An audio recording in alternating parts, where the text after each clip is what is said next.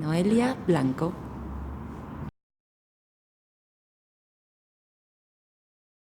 Makes a good story. I think there are no good or bad stories. And we are in this time that we think we know everything. And I like to catch the mystery of the stories. We really don't know what is a story, no, in the first place. I think in a way, stories are mysterious things. There is this mystery. The reality is made by the stories you tell about yourself, no? But I think some stories help you to expand the vision you have of reality. I will tell you a little story I heard yesterday. When you reach the peak of the mountain, keep climbing. And this is the kind of story I like. It's the story that can give you the opportunity to expand the way you see things. So I would say, yes, there are these kind of stories that add more pepper to reality and help you to see other things.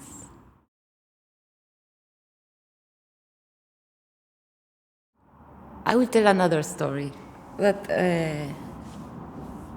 I was in Italy and a reader told me, I don't like your book.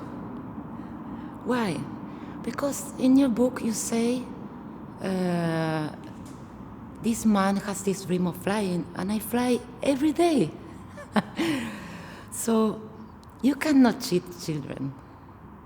I think writing for children is so sacred because they have not all the blockages we have like adults. So a good story for young children, I think, is the one that as a writer you can write not from the perspective of the adult, not without the wonder of the world. No, when you have this eyes open, no.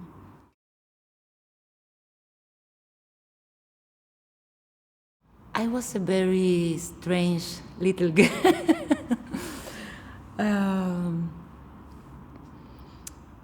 I began to play piano, the organ, at 4, and I began to write at 4. So I was like an old girl, and I didn't like children's stories, no, and I began to read Jorge Luis Borges, that it's an Argentine writer, and I was amazed by him, no. And my favorite book was this collection of tales that is called The Aleph. And there was this story of a point where you can see all the points of the world, no? Jorge Luis Borges say there is hidden in some places, there is this magical spot where you can see the pyramids of Egypt, you can see you can read all the poetry, you can see this. And I was really amazed by this wonderful writer. And I read a lot of Greek mythology. That was like my amusement.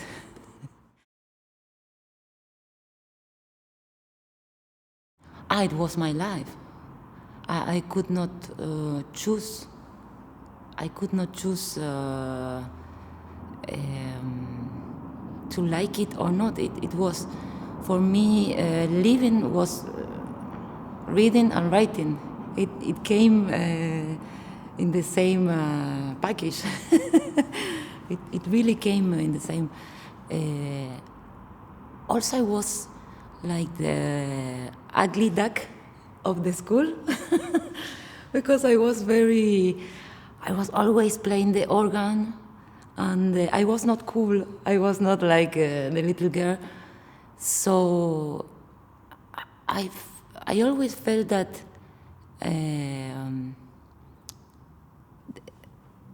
I could have this relationship with the books, not being judged, that I have all this freedom in literature, no?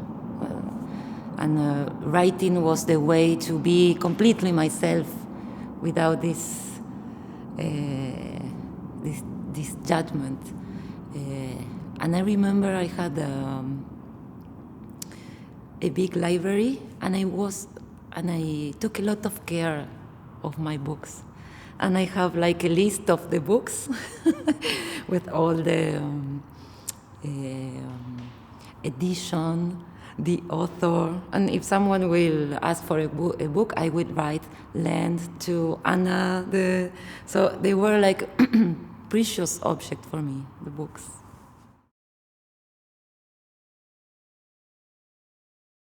I ca It's something I didn't choose. I didn't choose. It came. It's like a necessity. It's like it's like breathing.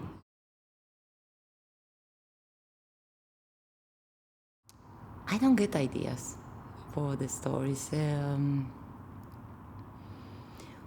For a long time, I thought that writing was the act of a person,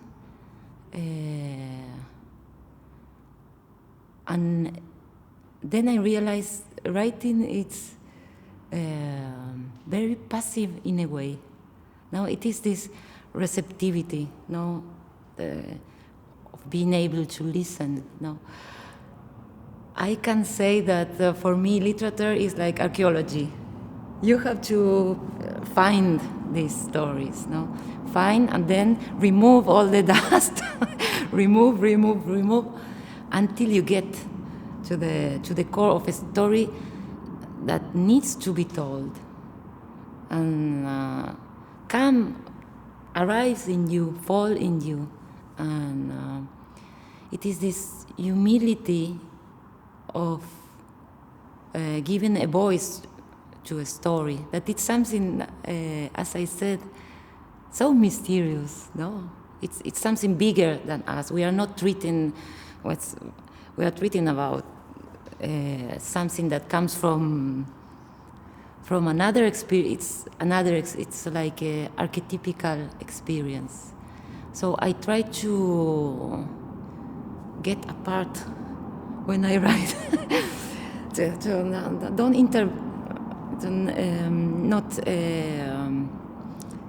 not screw the process, no, of getting this story.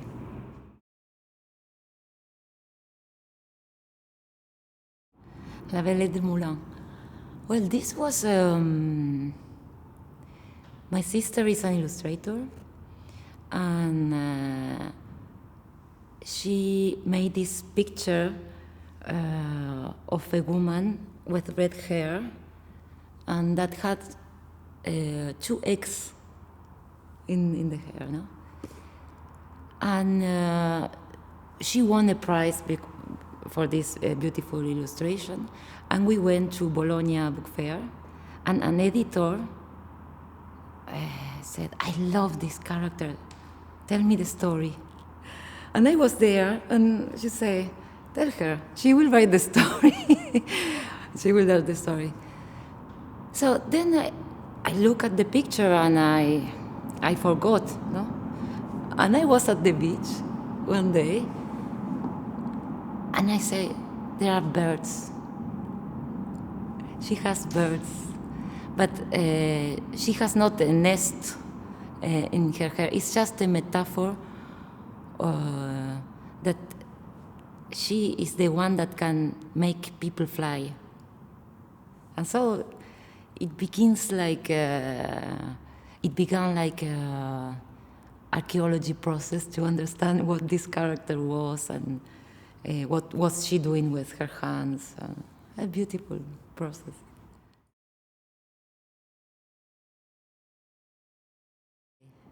Well, I was in Buenos Aires in the Colón Theater, and it was after a concert. And in the Colón Theater, there is this atmosphere of good and violet. It's like a very beautiful atmosphere. And after the concert, I just wanted to be alone in this place. And I was so amazed by this symphony that I felt like the melody of this symphony, the main melody, no, it was standing. It's like I saw her, like I could touch, and I thought the composer met this symphony. He didn't write it. He just found this wonderful melody, invite her to his house, and then write this symphony for her.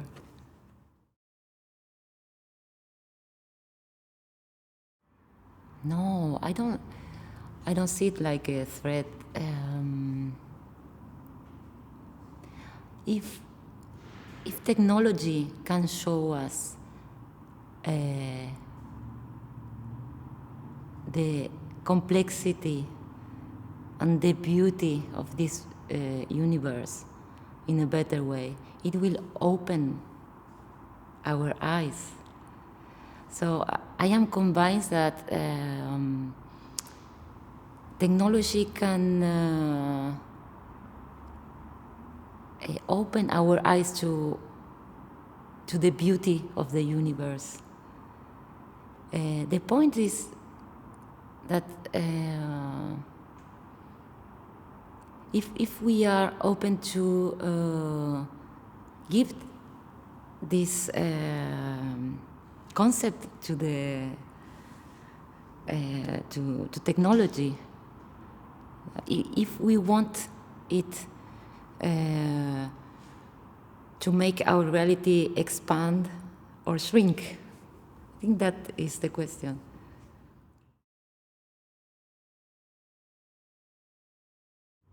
Okay. There is, talking about Jorge Luis Borges, there is this line in this poetry. He didn't used to write much about love, but he wrote 5 poems about love. And he describes him watching her lover. And he say, I am watching you as the divinity only can see you. Like this concept of when you are in love, you can see the person as a whole, as God can see, you can see it here. And I got this sensation when I first used Google Maps. Because this, you can, for example, with Google Maps, you can see the Earth as God would say, or not God, I mean, and it is this possibility to make our experience in this lifetime richer. Also, I was reading Carlos Rovelli's books, The Order of Time, and he said that time passes in different speeds. For example, if I put a clock in the ground and one in the floor, time passes different speeds. It goes faster in the mountain than in the sea level. So he basically says that time doesn't exist as we have this concept of linear. And if the new watches, for example, can really take into account these micro minutes, and we can realize that we are dealing with an old notion of time, so this can be very rich. In no way knowing more can threaten the experience. I think it can make it